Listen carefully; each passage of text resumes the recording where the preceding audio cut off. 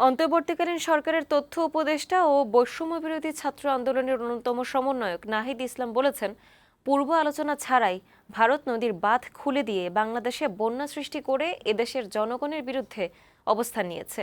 বৃহস্পতিবার সকালে রাজধানীর মতিঝিলে বাংলাদেশ অভ্যন্তরীণ নৌ পরিবহন কর্তৃপক্ষ বিআইডব্লিউটিএ কার্যালয়ে উপস্থিত হয়ে তিনি এই অভিযোগ করেন। বন্যা দুর্গতদের সহায়তায় নিজ নিজ অবস্থান থেকে নেমে পড়ার আহ্বান জানান নাহিদ। এদিকে দুর্গত এলাকাগুলোতে প্রয়োজনীয় সহযোগিতা না করার অভিযোগে ৫ দফা দাবিতে ঢাকা বিশ্ববিদ্যালয়ের শিক্ষার্থীরা ভোর ৪টায় মতিঝিলে বিআইডব্লিউটিএ কার্যালয়ের সামনে অবস্থান করেন।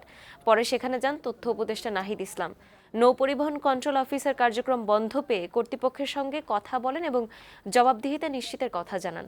পরে শিক্ষার্থীরা ৬:৩০টার দিকে অবস্থান ছেড়ে দেন। আমরা যেভাবে গণ অভ্যুত্থান করেছি ঐক্যবদ্ধভাবে, এটি আমাদের একটি ন্যাশনাল ক্রাইসিস সামনে চলে এসেছে। সেটাকে আমাদের আবার সেই ইউনিটি ধরে রাখতে হবে। সেই জায়গা থেকে সকল সামাজিক রাজনৈতিক শক্তিকে আমরা আহ্বান জানাচ্ছি, আমরা ব্যবসায়ীদের আহ্বান জানাচ্ছি যে আমরা সকলে একসাথে সেখানে যাতে যার যার জায়গা থেকে সর্বোচ্চ সক্ষমতা দিয়ে আমরা কাজ করব এবং আমরা বাংলাদেশকে রক্ষা করব।